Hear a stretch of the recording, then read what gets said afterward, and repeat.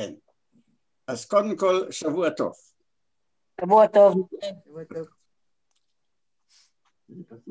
אתם ודאי כולכם יודעים, אז קודם כל אני רוצה להודות ליהודה על הדברים הנפלאים המרגשים שהוא כתב בפייסבוק בשבילי. דבר שני, אני רוצה להודות לכל אלה שלמרות שאני לא באתי, הם באו לבית הקברות. אפילו באיחור. דבר שלישי, כולכם יודעים שזה היום 10 שנים מאז שאני איבדתי את ליבי. וה10 השנים האלה הם גם במידה מסוימת הסיבה למה שאני עתיד לומר מאוחר יותר. עד כאן, ברוכים הבאים, וניתן את רשות הדיבור לחיים.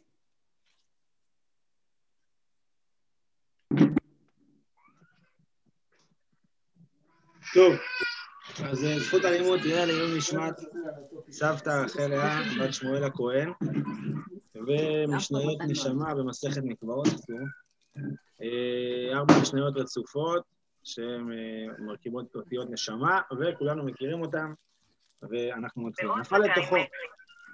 נפל לתוכו יין או מוחל ושינו מקצת מרעיו, אני אפנה ימינה עוד מעט, אם אין בו מראה מים 40 שאה, הרי זה לא יטבול בו. אז אנחנו מדברים על מקווה שיש לו בדיוק, כן, 40 שאה מצומצמות, ונפל לתוכו, לא, עדיין לא מצומצמות, זה מקווה רגיל. נפל לתוכו יין, שהוא בצבע אדום, או מוחל, שזה בעצם נוזל שבא מן הזיתים, ושינו מקצת מרעיו, חלק מהמקווה נראה מלוכלך, אז אם אין במקווה מראה מים של 40 שאה, אלא בעצם חלק מלוכלך, הרי זה לא יטבול בו, וכאן אנחנו לומדים את העיקרון הראשון, שלא מספיק מים 40 שאה, צריך גם שיהיה מראה מים 40 שאה. משנה ה' 3 לוגין מים, ונפל לתוכן קורטוב יין, והרי מראיהן כמראה היין ונפלו למקווה לא פסלו. אז יש לנו כלל ש3 לוגים מים שעורים שנופלים לתוך מקווה, הם פוסלים את המקווה. עכשיו המשנה פה משתמשת שני עקרונות של פסול. זאת אומרת, העיקרון אחד אומר, זה צריך להיות 3 לוגין מים, דבר שני צריך להיות גם מראה מים. ולכן, 3 לוגין מים שנפל לתוכן קורטוב יין, והרי מראיהן כמראה היין, הם כולם נהיו בצבע אדום, ונפלו למקווה לא פסלו, כי הם לא במראה מים. מצד שני, 3 לוגין מים חסר קורטוב ונפל לתוכן קורטוב חלב, אז יש לנו פה בעצם 3 לוגין, אבל לא הכל מים, והרי מראיהן כמראה המים, אז אף על פי שמראיהן כמראה המים, כיוון שבאמת אין פה 3 לוגין מים ונפלו למקווה לא פסלו. רבי יוחנן בן אורי חולק על תנא קמא, והוא אומר הכל הולך אחר המראה לכולה ולחומרה. ולכן במקרה הראשון באמת לא פסלו, כי זה מראה יין, אבל במקרה השני, אף על פי שאין פה 3 לוגים שלמים של מים, אלא חלק בחלב, בכל זאת זה נפסל, כי מראיהם כמראה המים. משנה ו' מקווה באות מ' שיש בו 40 שאה מכוונות, הנה הגענו ל-40 שאה בדיוק, מצומצמות, וירדו 2 וטבלו זה אחר זה, וכאשר הראשון יוצא הוא בעצם לוקח איתו חלק מהמים, וכעת אין לנו 40 שאה, אז הראשון טהור והשני טמא, כי הראשון טבל ב-40 שאה והשני לא. רבי יהודה אומר, אם היו רגליו של ראשון נוגעות במים, אף השני טהור מדין גוד אחי. אנחנו בעצם מגדירים את המים שעל השני מחוברים למקווה, על הראשון כמחוברים למקווה, ולכן השני טהור. הטביל בו את הסגוס, שזה מעיל שלוקח איתו קצת מים והעלהו, אז אם מקצתו נוגע במים טהור, שוב באותו עיקרון של רגליו של ראשון.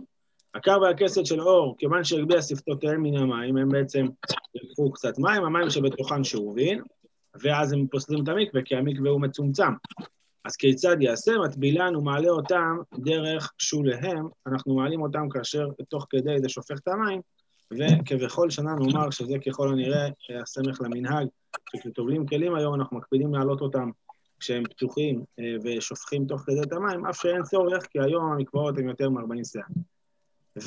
ומשנה האחרונה, הטביל בו את המיטה, אנחנו בימים של טומאה וטהרה נוהגת, אז צריך לטהר את המיטה. הטביל בו את המיטה, אף על פי שרגליה שוקעות בתית העבה, כן, תחתית המקווה לא כמו היום, לא היה מרוצף, היה חול, בוץ, אז אף על פי שרגליה כבר נכנסות לתוך התית, טהורה, כי המים מקדמים, כלומר, תוך כדי שהמיטה יוצרת את הבור בתוך הבוץ, המים נכנסים איתה ומקדמים בעצם את המיטה. מקווה של מימיו מרודדין, יש בו 40 שאה, אבל מבחינה טכנית אי אפשר לטבול שם כל גופו של אדם. כובש אפילו חבילי עצים, אפילו חבילי כנים, כדי שיתפחו המים, כלומר הוא שם אותם כדי שהמים בעצם, כדי לצמצם את השטח והמים יעלו, ויורד וטובל. ומחט שהיא נתונה על מעלות המערה, ואנחנו מפחדים לטבול אותה בתוך המקווה שהיא לא תאבד, היה מוליך ומביא במה, שם אותה בעצם על המדרגה של המקווה, היה מוליך, כן, נותן דחיפה למים, כיוון שעבר עליה הגל, טהורה. וזה עוד סיבה למה אנחנו אומרים דווקא את המשניות הללו, כיוון שהן מסתיימות במילה טהורה. עד כאן, בכבוד. תודה. מי אמרה לסבא בהתחלה שלום ולא הספיקה לדבר? מה? יהודית. בסדר. אוקיי, אבא? כן. קבל את רשות הדיבור. טוב, אוקיי. אז עוד פעם ערב טוב. שבוע טוב. רגע, אבא דקה. תרצה ויעלי מנסות להיכנס ולא מצליחות. יש חדר המתנה או משהו כזה? לא. טוב. טוב. אז נתחיל בלעדיהם. בסדר. כן. אז קודם כל, אתם תסלחו לי, אבל אני משתמש בדברים כתובים, כי הזיכרון שלי הוא כבר לא כזה שאני יכול לתת שיעור כזה בלי להסתכל בתוך דף. הלוואי על כולנו זיכרון. אתה הבן אדם להגיד שהוא לא, סבא, אתה הבן אדם להגיד שהוא לא זוכר? בדיוק, הלוואי על כולנו הזיכרון שלך, אבא. טוב, עכשיו, לפני שנה שמוליק דיבר על הלוח העברי, על הלוח. ואני חשבתי היום על מה אני אדבר. החלטתי שהיות ששמוליק התחיל עם הלוח, והיות 63 שנים נהדרות זכיתי להיות יחד עם... סליחה שנייה, אני מבקש מכולם לשים על מיוט. מה? שימו על מיוט, שאפשר יהיה לשמוע את סבא.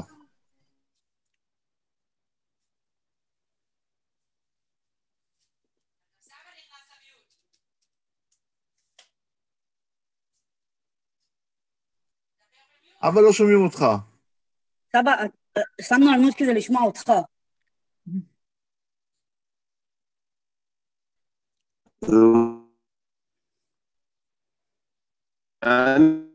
טוב.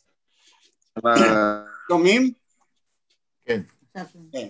טוב, אז כפי שאמרתי, במשך 10 שנים, אחרי 10 שנים שלא הייתי עם סבתא, אבל הייתי 63 שנים יחד איתה.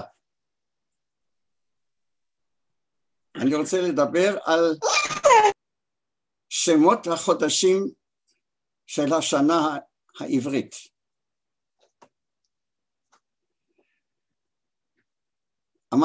איך נולדו, איך קיבלנו אותם. אז קודם כל כדאי לדעת שבימי קדם היו 2 סוגים של מערכות ללוח העברי. אחת התחיל בניסן, והוא הקדום, ואחת התחיל בתשרי. אבל המערכת השנייה, זו של התשרי, גברה, והיא הפכה להיות, כפי שאנחנו כולנו יודעים, העיקר בלוח שלנו. בתנ"ך מכונים על פי רוב, מכונים החודשים על פי המספרים, על המספר הסידורי שלהם, וזה כולנו יודעים ואני לא צריך לחזור עליהם. בספר מלכים נזכרים 3 ירחים נוספים, חודשים כנעניים קדומים, ירח האיתנים, זה תשרי, ירח בול, שזה מרחשוון, וירח זיף, שזה אייר.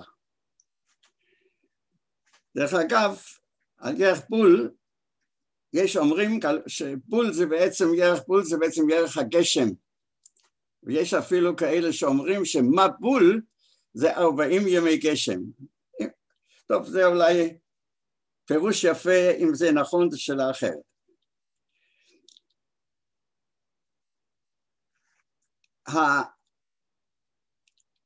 ידועים לנו עוד חודשים קדומים בלוח גזר. זה לוח שנמצא לוח חקלאי, שיש עליו חודשים, כל החודשים, ושם החודשים נקראים, אין ניקוד, אז אני יכול רק לנחש, נקראים ירחו, ירחו, או ירחו, כיוון שאו לא היה, אז הם ירחו כנראה, וזה החודשים, והחודשים מדברים על מה שקורה, זה בעצם לוח חקלאי, ואנחנו עוד נזכיר אותו אחר כך.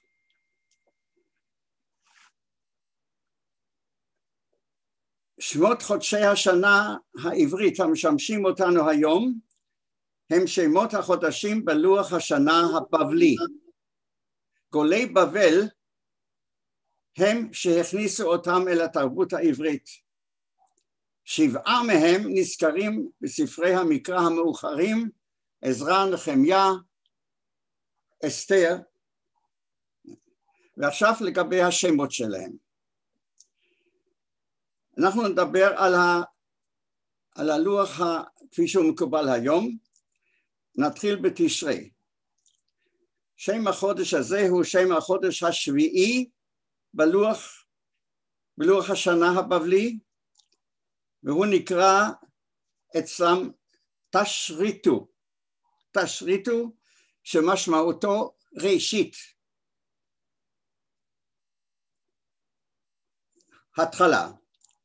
בימי קדם במסופוטמיה כבר אמרתי שהיו 2 חודשי שנה, אחד היה ניסן ואחד היה תשרי, ובימי חמורבי, שזה המאה ה-18 לפני הספירה, פשט המנהג של ראש השנה בחודש ניסן, אולם גם ראש השנה בתשרי לא נשתכח, ואחר כך זה אף נקרא, גם שם נקרא בשם תשריטו. ושם זה הוא היחיד מחודשי השנה, שמופיע גם בספרות האוגריתית. אוגרית היא השפה הכי קרובה לשפה העברית. אוגרית היא שפה שמית שדוברה בעיר נמל עתיקה שמיקומה היום היא בסוריה של היום. שפתה, כמו שאמרתי, היא הקרובה ביותר, גם הספרות שלה קרובה לספרות העברית, וגם האלף בית שלה הוא כמעט מדויק כמו האלף בית העברי. החודש השני, מרחשוון. מרחשוון בלוח הבבלי נקרא ורח שמה, ורח שמה. אז תראו מה זה ו, מאיפה בא הווה ומאיפה בא המם. הרי צריך להיות בדיוק להפך, צריך להיות מר חשוון. וצריך לדעת שבתקופה הזאת של הבבלים היו חילופים של אותיות השפה, האותיות השפתניות, שזה מם ווו ומה. אתם יכולים, אם תאגו אותם, תראו שזה בא מן השפה, והיו חילופים ביניהם. זאת אומרת שהוו הפכה למם והמם הפכה לוו, ולכן כשאתם שומעים את המילה הזאת של ו חשמה, אז הוו הוא בעצם מם, והאם שבסוף הוא ו', וככה זה מרחשוון. זה הירח השמיני. והמשמעות שלו הוא באמת ירח שמיני.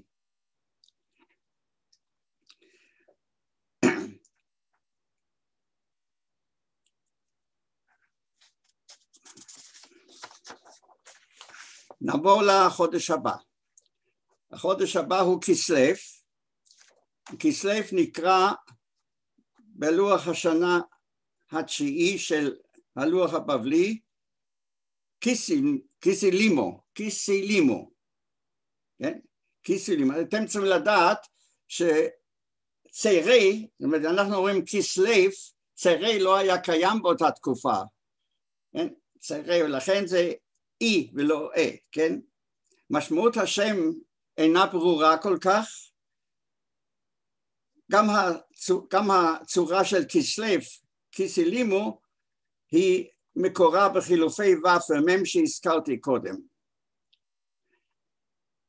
שם החודש הזה נזכר במקרא, כן, וידע השם אל זכריה ב-14 לחודש התשיעי בכסלו. זכריה אחרי בית שני. ופעם שנייה בספר נחמיה, והיא בחודש כסלו שנת ה-20, ואני הייתי בשושן הבירה. זה החודש הזה. החודש הבא, חודש טבת.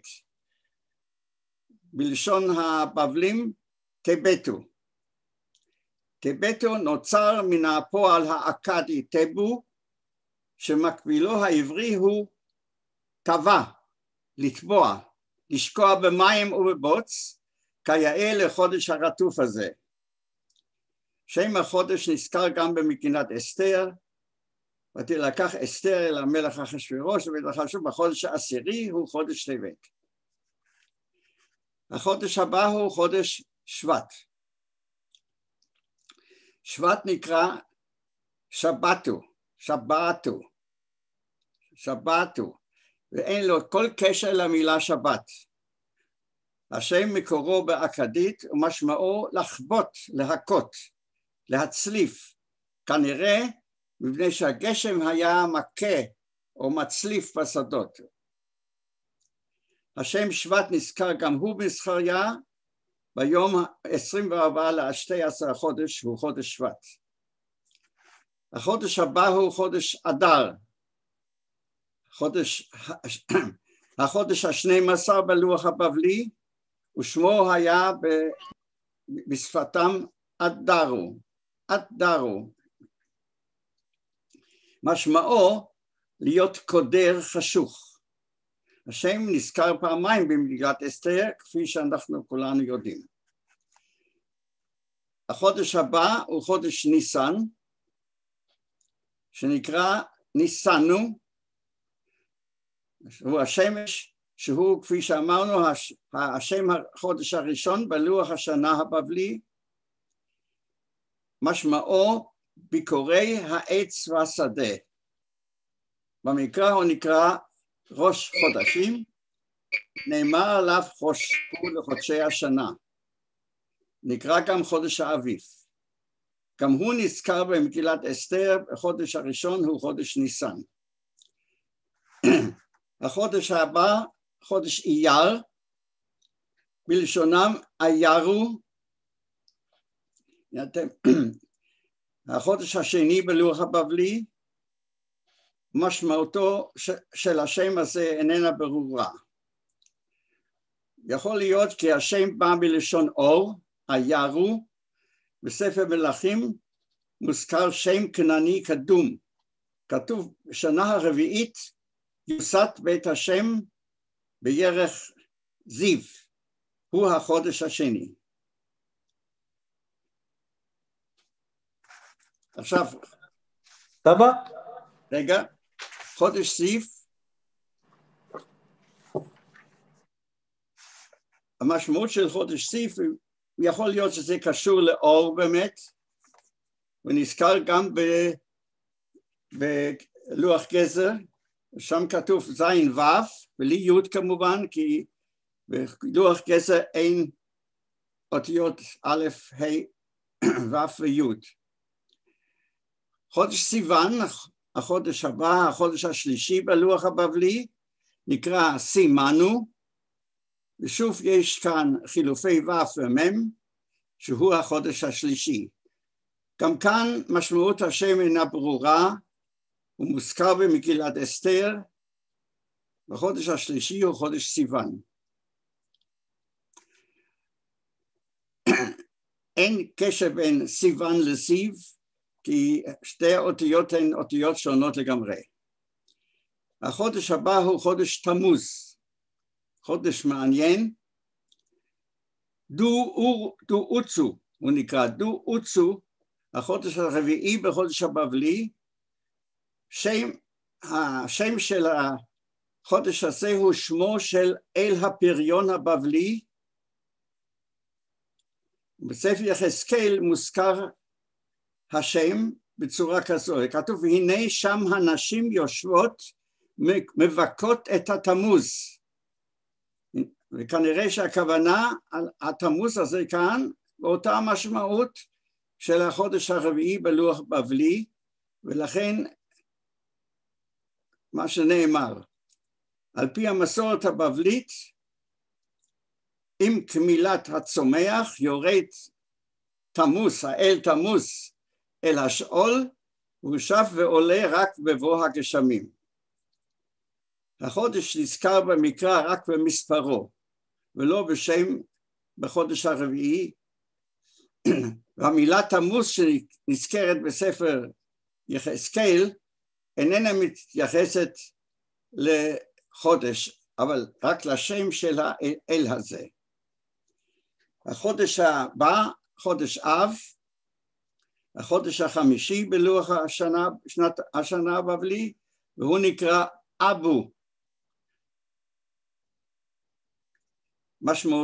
משמעות השם הזה גם כן איננה כל כך ברורה, יש שמחברים אותו למילה אכדית אבורו, ששמה קציר, ויש שהציעו כי מקור במילה אפו קנים, אבל אין יודעים בוודאות.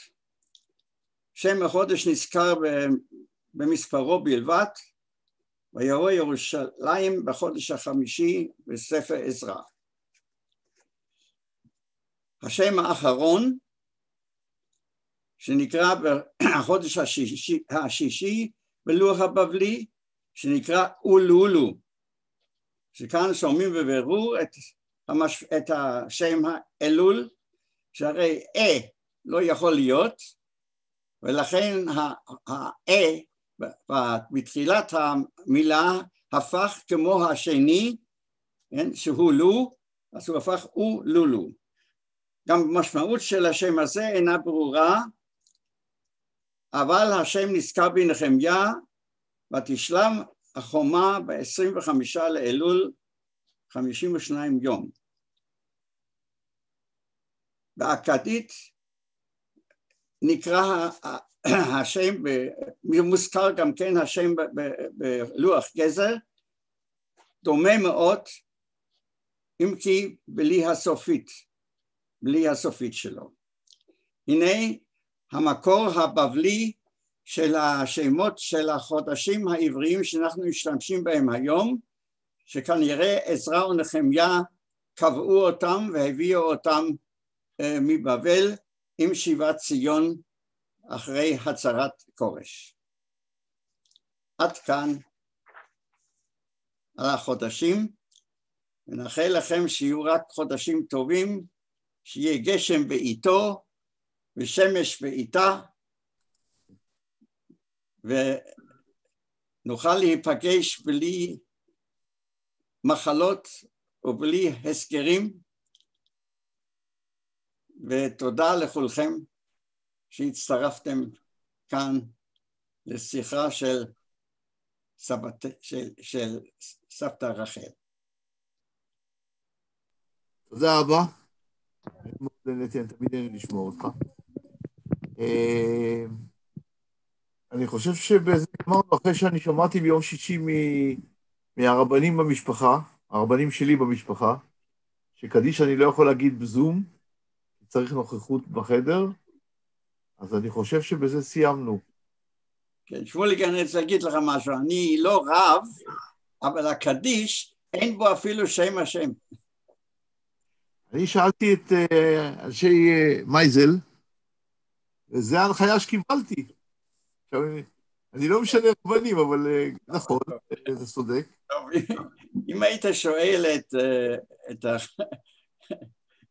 את הרב הצבאי הראשי לשעבר, זיכרונו לברכה, אני חושב שאני נותן לך תשובה אחרת. אם תגיד בעברית, אף אחד לא יבין. מה? אם תגיד קדיש בעברית, אף אחד לא יבין. בסדר, טוב, לא חשוב. טוב, אז תודה לכולם, ונתראה בשמחות. היה לנו שמחה אחת השבוע. הייתה שמחה מצומצמת בגלל המצב, אבל הייתה שמחה מאוד גדולה. היו לנו שתי שמחות בשבוע האחרון הזה, שתי שמחות, שמחת יום שישי ושמחת יום שני. מה אפשר עוד לדרוש? מה היה? הילד נולד לה... אלה שאינם יודעים, ביום שני... מה? ביום שני האחרון נולדה נינה חדשה לי, ששמה בישראל קמה. ילד ילדה. יהודית, את רוצה להגיד משהו? אמרת שקראת לי, אז אמרתי לך שלום. מה? אני שמעתי שקראת לי, אז אמרתי לך שלום. כן. ומגיע מזל טוב גם לאמנה. יש לה מחר יום הולדת. יש לה היום יום הולדת. גם לישראל. טוב.